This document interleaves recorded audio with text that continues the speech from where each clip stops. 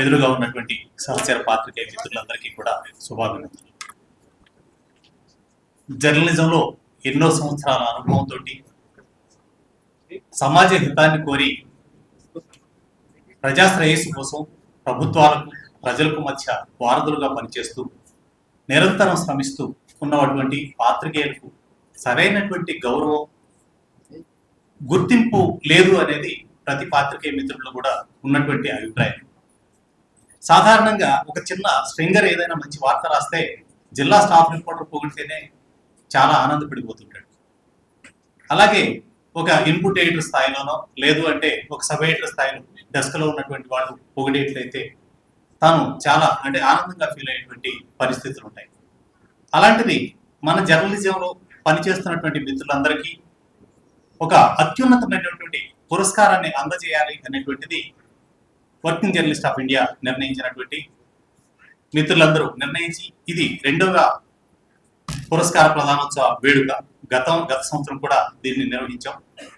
దీనికి సంబంధించి కొన్ని విధి విధానాలు మొదట రూపొందించుకోవడం జరిగింది. మొదటిగా దీనికి సంబంధించి ఒక లింక్ క్రియేట్ చేసి ఈ లింక్ కి కొన్ని అప్లికేషన్లు అప్లై చేయమని చెప్పాం. అలాగే కొంతమందికి సంబంధించినటువంటి వాటిని ప్రతిపాదనలు వచ్చిన వాటిని కూడా ఇందులో తీసుకోవడం జరిగింది. మాకు వచ్చినటువంటి 140 అప్లికేషన్ల నుంచి అందులో ప్రాధాన్యత క్రమంలో వాళ్ళు చేసినటువంటి అచీవ్మెంట్స్ కానీ ఇతర కారణాలు మొత్తం పరిశీలించిన తర్వాత దీనికి సంబంధించినటువంటి కోర్ కమిటీ నిర్ణయం మేరకు ఈ అవార్డు ప్రకటించడం జరిగింది. ఇందులో ఎలాంటి పక్షపాతాలు ఆలోచించడం కానీ లేదా ఒకళ్ళని తక్కువ ఒకళ్ళని ఎక్కువ చేయడం కాదు, వచ్చినటువంటి ప్రతిపాదనల నుంచి మాత్రమే తీసుకోవడం జరిగింది. ఇక ఇది విశిష్టమైనటువంటి పురస్కారంగా భవిష్యత్తులో డబుల్-జే ఇచ్చినటువంటి పురస్కారం ఆంధ్రప్రదేశ్, తెలంగాణ, తెలుగు రాష్ట్రాల్లో ఉన్నటువంటి ప్రతి ఒక్కళ్ళు కూడా దీన్ని సగౌరవంగా జాతీయ స్థాయిలో కూడా ప్రత్యేక గుర్తింపు వచ్చేలాగా ఈ అవార్డు ఉంటుందని యూనియన్ తరఫున మా తరఫున స్పష్టమైనటువంటి హామీ ఇస్తూ వాస్తవంగా ఈ అవార్డు ప్రధానోత్సవానికి గౌరవనీయులు గవర్నర్ గారు కృష్ణదేవ్ వర్మ గారు రావాలి. అనివార్య కారణాల వలన ఆయన రాకపోవడంతో ఈ వేదిక మీద ప్రస్తుతం ఉన్నటువంటి మన పెద్దల ద్వారానే ఈ కార్యక్రమాన్ని నిర్వహించడం జరుగుతోంది. మొదటిగా ఇక ఎక్కువగా దీనికి సంబంధించినటువంటి విషయాలు కాదు, అవార్డులే ప్రదానం చేద్దాం. ముందుగా ప్రింట్ మీడియాకి సంబంధించినటువంటి స్థాయిని ఇప్పుడు దృశ్య మాధ్యమం ఎప్పుడో దాటేసింది కాబట్టి మొదటిగా ఎలక్ట్రానిక్ మీడియా నుంచే అవార్డుల ప్రధానోత్సవాన్ని తీసుకుంటున్నాం. ఎప్పుడు కూడా దృశ్యం మనిషి యొక్క మస్తిష్కంలో నిలబడిపోతూ ఉంటుంది. అలాంటి వాటిలో ఫోటోగ్రఫీ ప్రింట్ మీడియాలో ఫోటోగ్రఫీ చాలా ప్రధానమైనటువంటిది. అలా ఉత్తమ ఫోటోగ్రాఫర్గా శ్రీధర్కి డబుల్-జే తరఫున అవార్డు అందజేయడం జరుగుతుంది. శ్రీధర్ గారు వేదిక మీదకి వచ్చి ఉత్తమ ఫోటోగ్రాఫర్గా డబుల్-జే ఇస్తున్నటువంటి పురస్కారాన్ని అందుకోవాల్సిందిగా కోరుతున్నాం. శ్రీధర్ గారిని సగౌరవంగా వేదిక మీదకి ఆహ్వానిస్తున్నాం.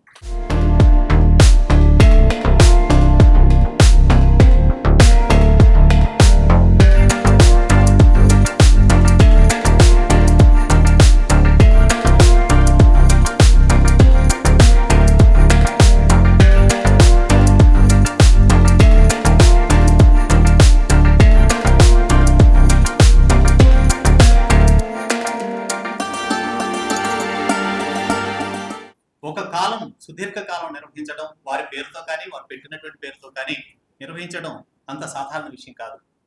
అలాంటి కాలమిస్టులు క్రమంగా తగ్గిపోతూ ఉండవచ్చు, కానీ కాలమిస్టుల గౌరవం ఏనాటికి కూడా నిలబడే ఉంటుంది. వాళ్ళు ఫ్రీలాన్సర్ గా పనిచేస్తూ ఉంటారు లేదా రకరకాల వృత్తుల్లో ఉన్నప్పటికీ వాళ్ళు ఇచ్చేటువంటి విశ్లేషణ, వాళ్ళు రాసేటువంటి కథనంలో ప్రతిబింబిస్తూ ఉంటుంది. అలాగే జాతీయవాదాన్ని ప్రజల్లోకి తీసుకెళ్లడంలో కూడా కాలమిస్టుల పాత్ర ప్రత్యేకంగా ఉంటుంది. అలాంటి కాలమిస్టులలో డాక్టర్ జి భాస్కర్ యాదవ్ గారు నిపుణులు. వారికి డబుల్-జే తరఫున ఉత్తమ కాలమిస్ట్ అవార్డును అందజేయడం జరుగుతుంది. భాస్కర్ యాదవ్ గారు అవార్డు అందుకోవాల్సిందిగా కోరుతున్నాం. వారికి డబుల్-జే తరఫున అభినందనలు.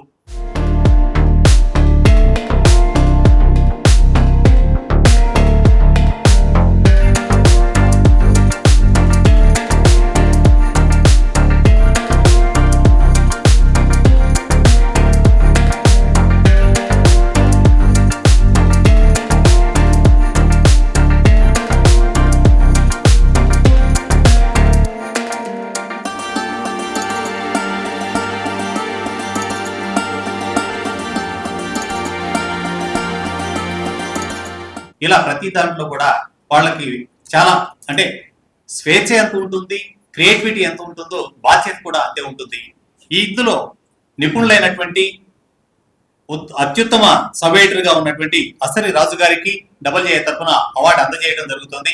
నమస్తే తెలంగాణ వంటి పత్రికల్లో వారు పనిచేశారు. వారికి డబల్ జే తరఫున అభినందనలు. అవార్డు అందుకోవాల్సిందిగా వేదిక మీదకు ఆహ్వానిస్తారు.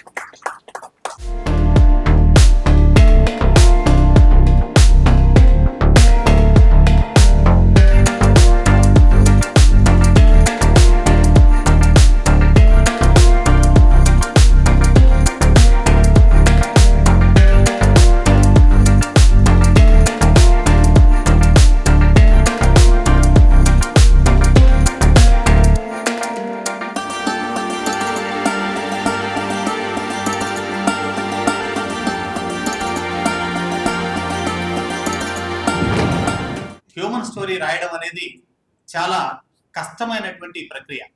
ఎందుకంటే సమస్యను హృదయంగా రాయడం చాలా అంత సులభమైనటువంటి ప్రక్రియ కాదు. జాతీయ స్థాయిలో ఎన్నో సందర్భాల్లో ఇలాంటి కథనాలు ప్రత్యేక ప్రశంసలు అందుకున్నటువంటివి ఉంటాయి. అలాగే మనకు కూడా మానవాసక్తికరమైనటువంటి కథనాలు రాయడంలో ఉత్తమమైనటువంటి ప్రతిభ చూపినటువంటి మణికుమార్కి ఉత్తమ హ్యూమన్ స్టోరీస్ కి సంబంధించినటువంటి అవార్డును అందజేయడం, డబల్ జే తరఫున అవార్డును అందజేయడం జరుగుతుంది. అదే గ్రామీణ నేపథ్యంతో ఈ కథనాలతోటి తన ప్రతిభను చాటుకున్నటువంటి మణికుమార్ కు డబల్ జే తరఫున అవార్డు అందజేస్తున్నాము. ఒక్కసారి అందరూ అభినందించండి.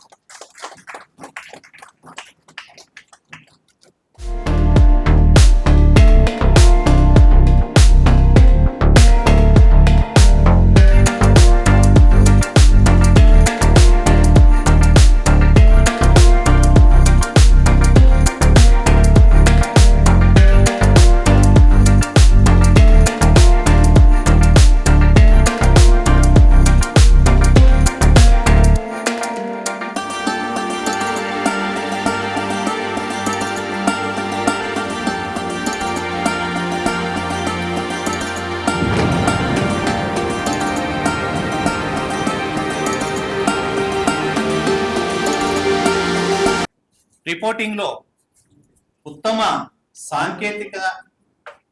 సాంకేతికతనే కాకుండా కథనాన్ని చెప్పడంలో, అలాగే ఇప్పుడు చాలా తగ్గిపోయి ఉండొచ్చు కానీ ఇన్వెస్టిగేషన్ జర్నలిజంకి ఒకప్పుడు విపరీతమైనటువంటి గౌరవం ఉండేది. దేశంలో ఎన్నో కుంభకోణాలను రాష్ట్ర స్థాయిలో కూడా ఎన్నో కుంభకోణాలను వెలుగు తీసినటువంటి నేపథ్యాలు మనం చూస్తూ ఉంటాం. అలాంటి పరిశోధనాత్మక కథనాలు అందించడంలో సిద్ధాస్తులైనటువంటి నారా సుబ్రహ్మణ్యేశ్వరరావు, ఎన్ఎస్ రావు గారికి ఇన్వెస్టిగేటివ్ జర్నలిజంకి సంబంధించి డబల్ జే అవార్డు అందజేయడం జరుగుతుంది. ఈయన తెలంగాణలో మోస్ట్ పాపులర్ రిపోర్టర్ గానే కాకుండా దాదాపు 3.5 దశాబ్దాల చరిత్ర ఉంది. ఎన్నో కథనాలు ప్రత్యేకంగా ఆయన రాసినటువంటి కథనాలకు ప్రభుత్వాలు స్పందించి వాటికి సంబంధించినటువంటి స్పందన కూడా వచ్చింది. ప్రభుత్వాలు స్పందించి ఆ సమస్యను పరిష్కరించినటువంటివి కూడా ఉన్నాయి. కుంభకోణాలను ఎన్నింటినో వెలుగు తీశారు. అలాగే తెలంగాణ దినపత్రిక మన తెలంగాణలో స్టేట్ బ్యూరోగా 3 ఏళ్లు, 99లో రీజనల్ రిపోర్టర్ గా ఇలా రకరకాల స్థాయిల్లో ఆయన పనిచేశారు. ఎన్ఎస్ రావు గారికి డబల్ జే తరఫున అవార్డు అందజేయడం జరుగుతుంది. వారికి మరోసారి అభినందనలు తెలియజేద్దాం. పూర్తిగా డిజిటల్ మాధ్యమంలోనే అన్ని వార్తలను ఇస్తున్నాం. శాటిలైట్ ఛానల్ కానివ్వండి, ఇంకేదైనా సరే ఇమీడియట్ గా అడుగుతున్నటువంటిది దాన్ని డిజిటల్లో ప్రమోట్ చేసి అప్ చేసిన తర్వాత దాని లింక్ మాత్రమే అడుగుతున్నటువంటి వాతావరణంలో ప్రస్తుతం మనం ఉన్నాం. ఇలా డిజిటల్ రంగంలో టెక్నికల్ దగ్గర నుంచి కంటెంట్ హెడ్ గా కూడా పనిచేస్తూ అత్యున్నతమైనటువంటి తన ప్రతిభను చాటుకుంటున్నటువంటి కన్నమాల రాకేష్ కు డిజిటల్ సాంకేతిక విభాగం నుంచి అలాగే కంటెంట్ వైపు నుంచి కూడా డబల్ జే తరఫున అవార్డును అందజేయడం జరుగుతుంది. కన్నమాల రాకేష్ వేదిక మీదకి వచ్చి అవార్డు అందుకోవాల్సిందిగా కోరుతున్నాం.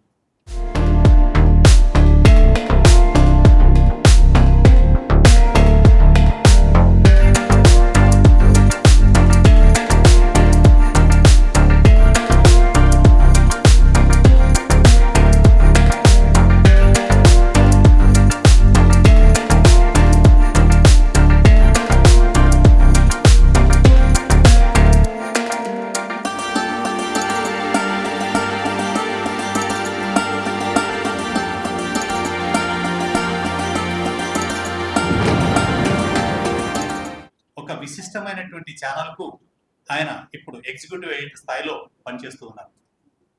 మీ అందరికీ సుపరిచితులు శ్రీ డి శ్రీనివాస్ గారు. అందరూ డిఎస్ గా మనం పిలుస్తూ ఉంటాం. ఎగ్జిక్యూటివ్ ఎడిటర్ స్థాయిలో అవుట్పుట్ కి సంబంధించిన విషయాలు కూడా ఈ రోజున TV9లో ఏదైనా కార్యక్రమం నిర్వహిస్తున్నప్పుడు ఆ కార్యక్రమానికి సంబంధించినటువంటిది ఒక విశిష్టమైనటువంటి ప్రజెంటేషన్ తోటి ప్రజలకు ఆకట్టుకునేలా ప్రజెంట్ చేయడంలో ఆయన సిద్ధహస్తులు. ఆయన గురించి ప్రత్యేకంగా నేను వర్ణించడం అంటే చాలా తక్కువ చేసినట్లే అవుతుంది. అటువంటి గొప్ప వ్యక్తికి అవార్డు అందజేయడం అనేది చాలా సగర్వంగా భావిస్తున్నాం. డిఎస్ గారికి ఈ అవార్డు అందజేస్తున్నారు.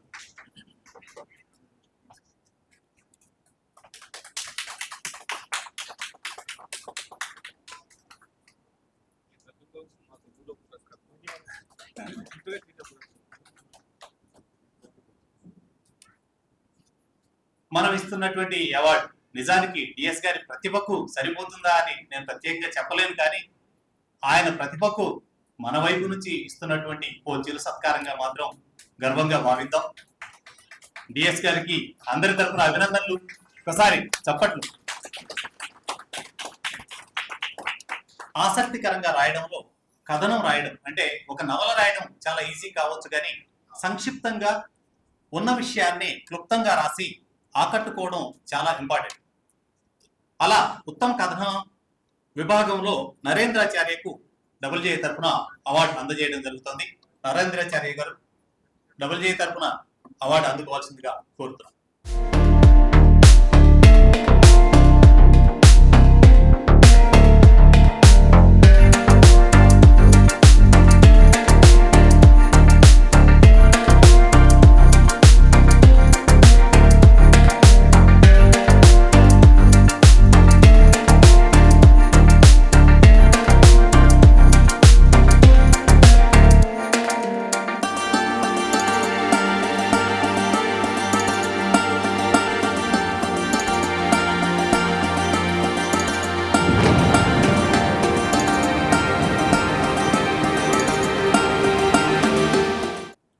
ఇక ఏదైనా సంఘటనకు సంబంధించినటువంటి విశ్లేషణను అందించడంలో, అలాగే ప్రధానమైనటువంటి వ్యక్తులను ఇంటర్వ్యూ చేయడం, వారి దగ్గర నుంచి కావాల్సినటువంటి అంశాన్ని రాబట్టడంలో నైపుణ్యత చాలా అవసరం.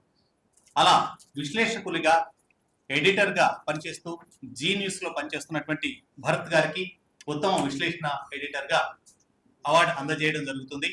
భరత్ గారు అందుబాటులో లేరు. ఆయన తరఫున వేరే ఎవరినో పంపించారు. శ్రీ సాయి చరణ్ అవార్డు అందుకోవాల్సింది.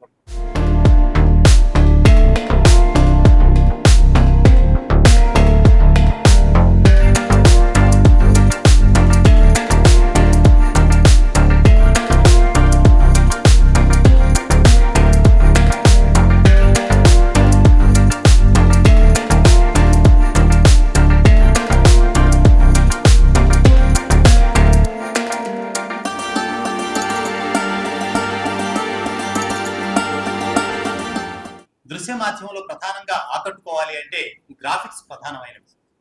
ఈ గ్రాఫిక్స్ ని అద్భుతంగా ప్రజెంట్ చేయడం, అలాగే క్రియేటివిటీని చూపించేటువంటి అవకాశం కూడా అందులోనే ఎక్కువగా ఉంటుంది.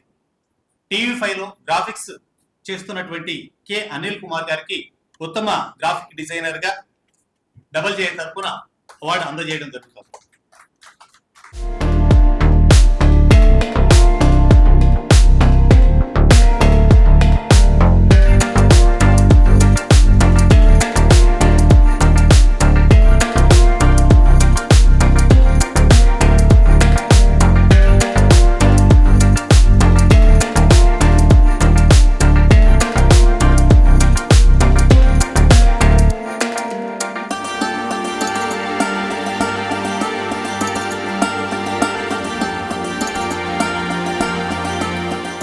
రిపోర్టర్లు ఎటువంటి పంపించినా ఒక చిన్న క్లిప్ను కూడా తీసుకొని అద్భుతమైనటువంటి భావాన్ని వ్యక్తీకరించేలాగా ప్రజలకు దాన్ని ఆసక్తికరంగా మార్చడంలో డెస్క్ పాత్ర అమోఘమైనటువంటిది. ఆ పాత్ర నిర్వహిస్తూ అలాగే తెలంగాణ ఆత్మను ఎంతో బాగా ప్రజలకు అన్వయించి చూయించి దానికి ప్రజల్లో అభిమానాన్ని సంపాదించినటువంటి ఛానల్ V6. ఇందులో సబ్ ఎడిటర్గా ఉన్నటువంటి సురేష్ రెడ్డికి ఉత్తమ సబ్ ఎడిటర్గా డబల్ జే తరఫున అవార్డు అందజేయడం జరుగుతుంది. సురేష్ రెడ్డి గారు.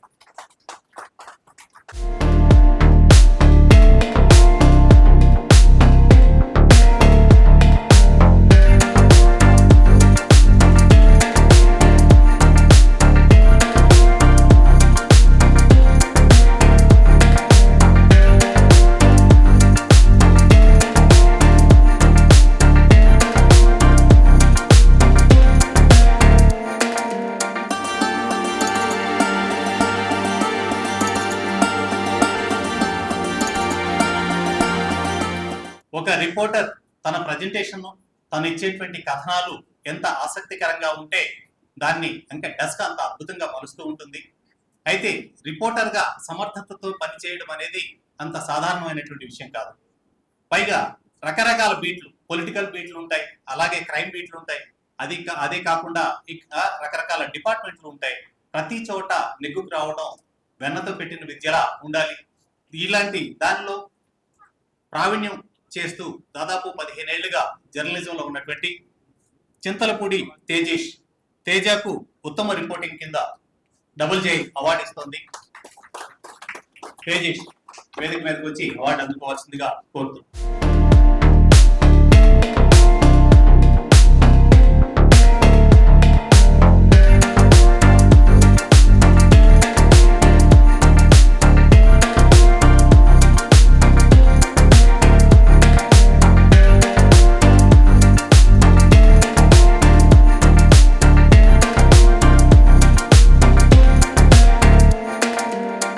వ్యక్తిగత ద్వేషాలు, రాజకీయ కలహాలు అన్నింటినీ కూడా స్క్రీన్ మీద చూపించేటువంటి ప్రయత్నం చేస్తూ ఉంటారు.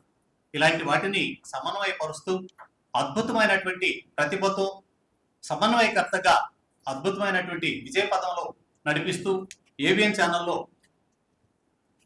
ఒక ఉత్తమమైనటువంటి సమన్వయకర్తగా ఎంతో పేరు ప్రతిష్టలు తెచ్చుకున్నటువంటి కొందవరం విజయ చంద్ర గారికి ఉత్తమ సమన్వయకర్తగా డబుల్ జే తరఫున అవార్డు అందజేయడం జరుగుతుంది.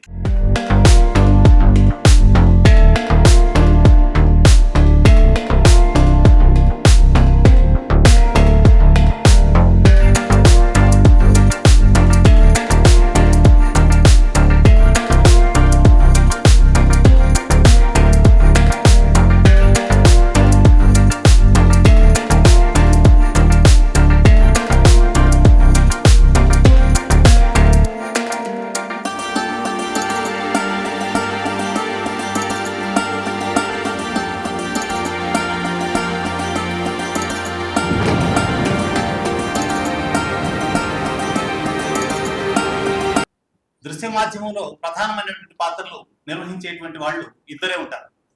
చీఫ్ ఎడిటర్ వీళ్ళని తీసి పెడితే ఇన్పుట్ అవుట్పుట్ రెండు మాత్రమే ప్రధానంగా ఉంటాయి, టెక్నికల్ సాంకేతిక విభాగాన్ని పక్కన పెడితే. ఇక ఛానల్స్ పరంగా చూసినా కూడా పోటాపోటీగా ఉన్నటువంటి ఛానల్స్ ప్రధానంగా కనిపిస్తున్నవి కొన్ని మాత్రమే కనిపిస్తాయి. అందులో ఇప్పుడు ఇన్పుట్ ఎడిటర్గా రమేష్ వైట్ల గారికి ఈ అవార్డు ప్రదానం చేయడం జరుగుతుంది. అనివార్య కారణాల వల్ల ఆయన రాలేదనుకుంటాను. సరే, ఈ అవార్డు వారి తరఫున వేరే ఒక్కడికే లేదా మరో కార్యక్రమంలో ఆయనకు అందజేయడం జరుగుతుంది. ఛానల్ ఏదైనప్పటికీ దృశ్య మాధ్యమంలో ప్రధానమైనటువంటి అంశం న్యూస్ ప్రజెంటేషన్. ఒక సర్వే ప్రకారం అక్కడ ప్రజెంట్ చేసేటువంటి యాంకర్ యొక్క హావభావాలు, వాళ్ళ ప్రజెంటేషన్ సంబంధించిన దాని మీదే వీవర్ 70% దృష్టి కేంద్రీకరిస్తారు అనేటువంటి అభిప్రాయం ఉంటుంది. అలాంటి యాంకర్గా విజయవంతంగా కెరీర్ నిర్వహిస్తున్నటువంటి నిమ్మగడ్డ సింధూర గారికి ఉత్తమ యాంకర్గా అవార్డు అందజేయడం